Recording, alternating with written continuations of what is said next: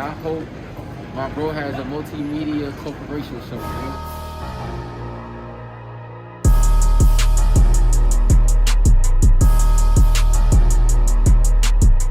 Welcome to Chopping It Up with Visionary. I just gave it a title. There we go. Nice. Solidified. You're the first one to be in an interview like this. But today we have Maxwelldone. You want to go into where you're from and just who you are a little bit? Yeah, absolutely. Hey, first and foremost, thank you for having me on. You know, it's an honor to be here, and it is my first. I don't know if they know or you know, it's my first interview period. So okay. This is big.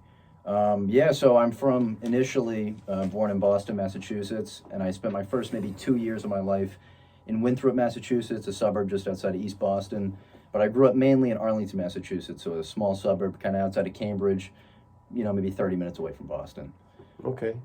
And with that, at age 14, you enrolled in music tech, and in 2017, you started producing. So do you want to go into that and how that brought you to where you are today? Yeah, for sure. I think, it's funny because I had never really envisioned necessarily a path in music. And so I got into my freshman year of high school. I was, as you said, 14. And I was kind of just thinking, hey, what's something fun that I could do, kind of an elective situation. So they had music tech. I enrolled in it. I'm there. Bam. Now I'm in there and I'm thinking, at first I'm like, all right, this is kind of interesting. But as the year went on, my interest kind of tapered, you know what I mean? So I found that I actually didn't enjoy it at all, which I would assume you didn't expect. Right. So I ended the year, at least for music tech, hating it. And I felt like, I wasn't that great. I had maybe made 3 beats the entire year. And overall, it just kind of sucked. So I ended up taking a break, maybe 3 months, maybe 5, and in maybe August it would have been going into my sophomore year of high school, I end up, kind of revisiting it, and I find my dad's old laptop. It was from, I think, 2012. And I open it, and GarageBand's there, which is the free version of Logic Pro, right. DAW. And I just started messing around, and before I know it, I'm very much someone who I like messing up and seeing what happens, or just going on my own terms and seeing what happens. So I do that, and I find I love it, and I'm slowly moving on and progressing, and I'm getting better.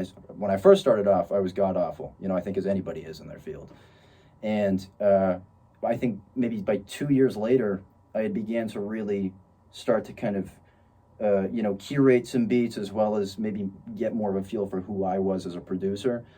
And I started off making really bad, maybe like, A$AP Ferg beats, Drake, of course, Rico Nasty, just very kind of well-known hip-hop artists. And as I think I got more into the underground, I started discovering acts like Griselda, Alchemist, Derringer, the list goes on, because there's hundreds of guys that I absolutely love and respect.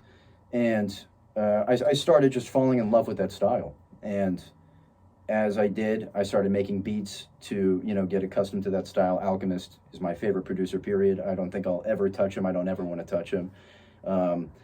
And the rest is really history, so here we are. Right. And that's funny that you mentioned that. That's my favorite producer as well. I love The Alchemist. But looking back to where you started in high school and where you are now, what would you say is your greatest accomplishment so far? I mean, you have 2 albums out, so. Yeah. My greatest accomplishment, that's a good one. I think as of now, my greatest accomplishment is developing my own sense of self. So, because musically it's phenomenal, you know what I mean? I love it. It's a huge passion. But more than anything, it's taught me so much about life. And I really, I think I've developed a better ability to network and connect with people. I've developed a better business kind of strategy and sense, and overall ambition, hard work, drive. I've met people in the field that I absolutely love. And I think more than anything, putting out albums and music is great, but you can't beat the life lessons that it ultimately teaches you. Right. But to get to something brighter, you just released your second album, Depictions of Death. Yep. March 25th. With everybody on that album, who was your favorite person to work with? I mean, you have about 6-7 features on there. The list goes on, so. Yeah, no, well, so I'll start off and just give credit where credit's due. So there's 10 total artists on the album, myself being the main one, and then 10 features. So just in order of appearance, My favorite was Jay Hustle. Oh, was it? Yeah. Yeah, he killed it. He sounds, he reminds me of Lloyd Banks a little bit. I can hear that, yeah. It started off with Del Hayes, then Dax Empire, then Rico Sama and Daytona Chavez, then Mikey Mula and Kofrost, Supreme Intellect, I believe J Hustle, then SLNC, and then finally Alla Prime. Okay. So my favorite for all of them to work with, I have a great relationship with all of them. I like to think so, at least, and I really enjoyed working with all of them. But my favorite to work with was, I would say, Dax Empire, purely because, I mean, first off, I just want to say, Dax, if you're watching this, you are one of the greatest artists, period, and it was an honor meeting you in New York City and, talking with you and introducing. So he, besides being an exceptional rapper and hard worker and just one of the most courteous people I've had the honor of working with, I think, I was in New York City during spring break in the Lower East Side, either that or Financial District. It was one of the two. And he had, I had reached out and I said, hey, I'm in New York. And he basically said, where at? And we started talking in that sense. And turns out he lived, in a relatively similar area. And we connected. It was my first time meeting an artist I've worked with ever. So with that in mind, I was, just blown away by how nice he was and how, once again, generous and selfless. And he came and he actually brought a skull. It was, I think, kind of a plastic skull that was coated in the silver color, signed by him on two sides as a kind of a gift for the album release, because it's Depictions of Death. You have the skull in the front. So he was, extremely kind to think of something like that. I didn't ask for a gift, and I didn't even think he was going to get me anything. And he came out, with this huge smile, and he gave me that, and it was just, there's an experience like no other. That's amazing. Yeah. And I can see this being a relationship that you want to move forward with. For sure. And, keep working with him. This album also shows a lot of progression from your first project, Chekhov's Gun, which I also enjoyed. Strictly an instrumental tape, by the way. Yes. Right? And that's where the progression comes in, because you went from straight instrumentals to finding 10 plus artists that you can work with and build a relationship with, and that's what music is all about. But with that being said, what was the inspiration behind this album specifically? Depictions of Death? Mm-hmm. For me, I am a humongous thriller fan, horror movie fan, anything that has any aspect of crime or, that raw grit feel. So with that in mind, cinematically, I'm a huge fan of the Scorsese movies, obviously, Brian De Palma, anything from that kind of, I think, 70s and up that embodies that.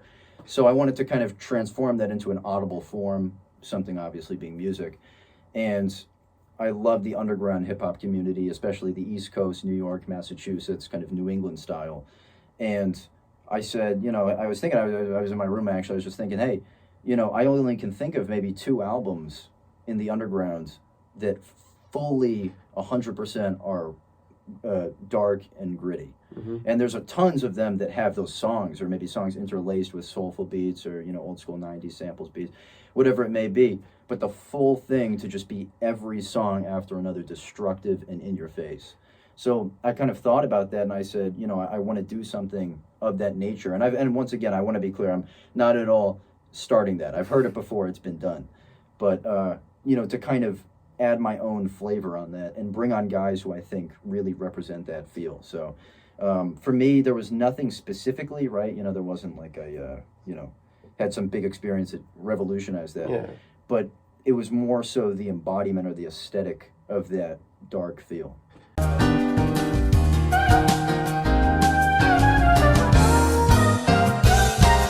What differs between Chekhov's Gun and Depictions of Death, besides, as you said, the track list and the artists I had on it, is that with Chekhov's Gun, I wanted to almost paint kind of a movie, a short film. So just to give people a quick background on that, it kind of details a story of a guy and some of his associates who orchestrate a plan to rob a bank, and it goes wrong. One of them ends up dying, and at the end there is a twist. You'll have to listen to find out. And so with that kind of transitioning from what that was to Depictions of Death, I kind of wanted to take it into more of a broad route that wrapped up the entire genre of East Coast gritty hip-hop into one album. And so what I thought was kind of different with that was that it was 100%, and I try to do this with Chekhov's Gun as well, but every song is just raw, it's gritty, and it's dark. And that's the kind of music I love. I love everything, but that's what really I gravitate to.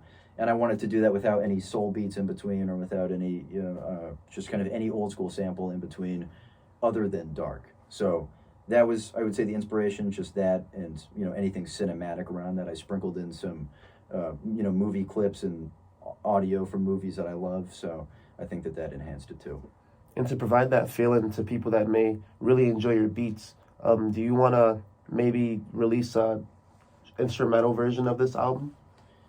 In the future, I think I'll definitely be releasing instrumentals for other things, but I think for this album, I want to leave it intact with all the artists that are on it to really let that just speak for itself. Now, going back to, the track list and the 10 artists, what do you look for in an artist when you're deciding if you want to work with them or not? Yeah, for sure. I think I listen a lot for tone. I think every beat works for one artist better than another, not because of a certain performance level, but because their tone and their delivery would sound better on that given beat. So with these beats, I kind of thought about who I knew and who I liked. That's ultimately, if I'm going to work with somebody, I have to first and foremost be a fan. Right. So after that stage, I reach out and I try to get them obviously on it. And I think for me, it's definitely tone is number one, and two is just them as a person. I look for somebody who also values respect and who is going to, reciprocate similar stuff. So I think if they're willing to work and I'm willing to work, why not join that and create something like Depictions of Death, which, I love it. It's a great album. It is a great album. I love it as well. Thank you. And I want to move forward from Depictions of Death onto other things. Do you have DJ experience? No, not at all. I think in the future I would like to at some point. Right now, I am not at all skilled in that realm. I was only wondering because artists, that you enjoy, like The Alchemist and Derringer, Yeah. they go on tour with the artists that they work with, like Action Bronson and Earl Sweatshirt and Freddie Gibbs and all these guys, and they DJ for them, and they mix their own beats together. And I thought that was interesting, so I wanted to know if you ever wanted to go down that lane as well. Yeah, definitely. And, a guy like The Alchemist got to start DJing for Eminem, so that's definitely true. I think that would be great at some point. Obviously, first I'll try to learn that skill set, because it is something that not everybody can do, and I, for sure, as of now, cannot do that. So after I get that under my belt, I will explore that for sure. Fun fact, I have DJ experience. Really? That's how I started to get into music a little bit. What'd you end up doing? It was clarinet and then DJ. Oh, yeah, really? A clarinet situation? All right. Squidward, yeah. What was that, elementary school? Yeah, it was actually. See? Yeah. How did you know? Because I did the viola for like 2 weeks, and then I quit because we had homework, so. Viola? Yeah. Interesting. Yeah. And speaking on different artists and everything like that still, would you ever write to your own beats? Yeah, I actually do that all the time. Really? I do that all the time. I think, truth be told, I think I would be able to compete with some names, but the thing is, I don't think that would sound good. Just to put it quite plainly, I feel like it would be gimmicky, or kind of, just something other than authentic if I were to rap on my own beats. So I put a lot of my own emotion into the instrumentals, and I let that speak for itself.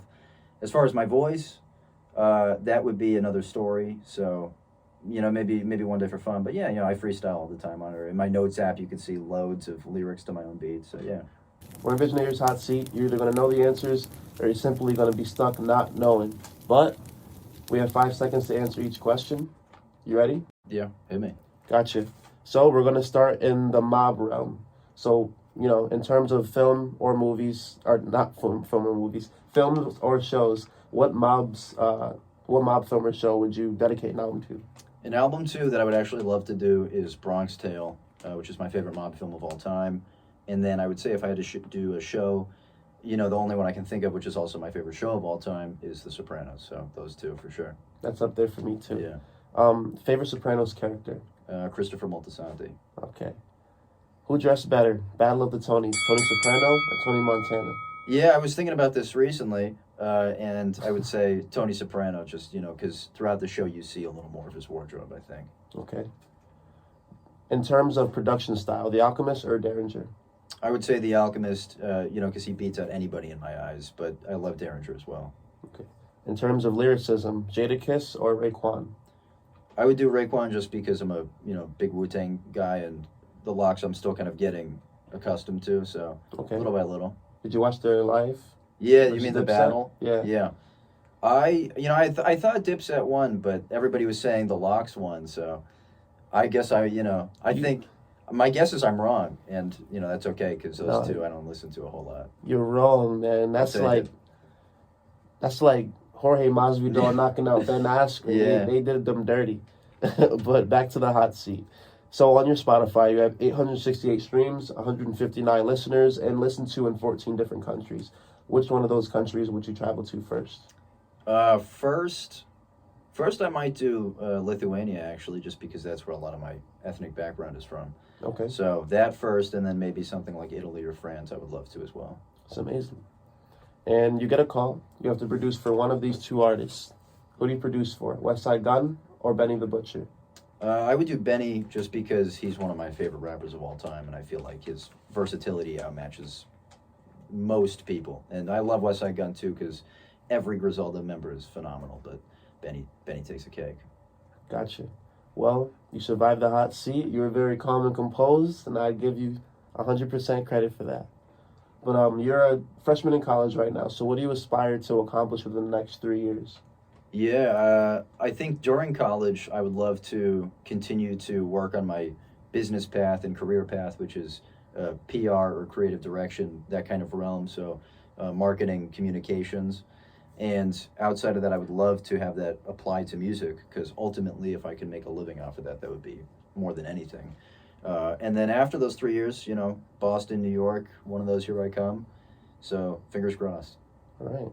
And if you had the opportunity right now to advance in your career with music, would you stick with that or would you stay in school? Like if I could only choose one? Yeah, if you had the opportunity right now, work in LA or something for The Alchemist for a month or something like that. Like, would you leave school or would you go out there and follow your dreams? No, I would totally go out there. I mean, the thing is I could always revisit school, but you can't revisit an opportunity. That's the first time I've heard something like that. Usually people say they would stick with school because of debt and everything like that. 60-years could go to school. You know what I mean? Like, you only get to, if it's an opportunity like that, you only get it once. That's true. And for the last question, before we end this, what's your end goal? Yeah. With music, I think my end goal is to be remembered and established as one of the greatest and most influential East Coast producers of all time. Outside of that, I would love to, build some kind of business, empire might be a strong word, but some kind of just strong business. I don't know necessarily what it'd be, but I'd like to harness that kind of skill too. All right.